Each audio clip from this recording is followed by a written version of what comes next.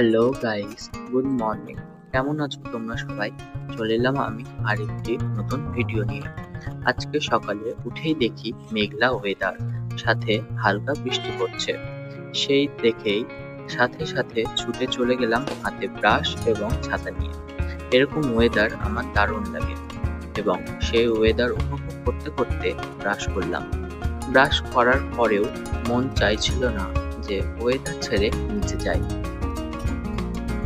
এরকম ওয়েদার কার কার ভালো লাগে তোমরা কমেন্ট করে অবশ্যই জানিও। এরকম ওয়েদার সাথে একপালা সবুজ গাছপালা, জাস্ট ওয়াও।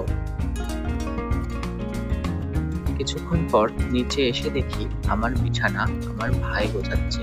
আমি তো অবাক। তারপর আমি সকালে খেজুর এবং গরম জল, সাথে দিদার হাতের গরম গরম চা দিয়ে সকালটা শুরু করলাম। আমাকে রাগ দেখাচ্ছে, ভাঙুক খালি ওটা।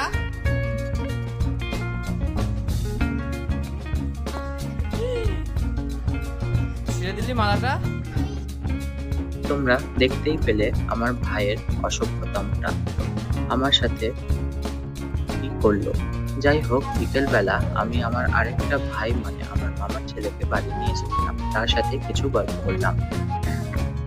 আর তারপরেই আমার ভাইয়ের তৈরি করা এই কাগজের শিউলি ফুলগুলো নিয়ে একটু ক্যাট মারছিলাম।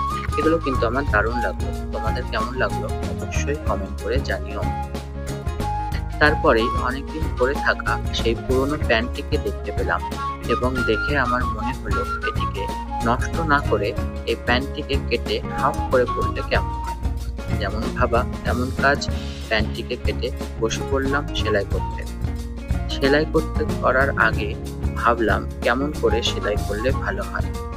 ভাবতেই মাথায় এলো এটা যেহেতু ড্যামেজ প্যান্ট ছিল, এটিকে ড্যামেজের স্টাইলের মতো সেলাই করলেই ভালো হবে। প্যান্টটিকে একটা করে সেলাই করলাম এবং একটি সূচের মাধ্যমে সুতোগুলোকে বের করে নিলেই হয়েছে ড্যামেজ স্টাইলের প্যান্ট।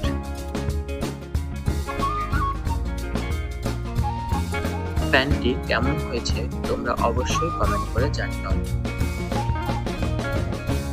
সেলাই করে উঠেই দেখি সেই প্যান্টের কাটা অংশটা আমার ভাই শুধু শুধু পায়ে দিয়েছে। তা দেখে খুব হাসি মজা হলো এবং তারপরেই আমি যেহেতু রোজ বিকেলে ব্ল্যাক কফি খাই, তাই সেই ব্ল্যাক কফি বানাচ্ছিলাম। এই ব্ল্যাক কফি রেসিপিটি যদি তোমরা দেখতে চাও তাহলে আমার ইউটিউব চ্যানেলে গিয়ে দেখে নিতে পারো। লিঙ্কটি আমি কমেন্ট বক্সে দিয়ে দেব। তারপরে আমি রাতে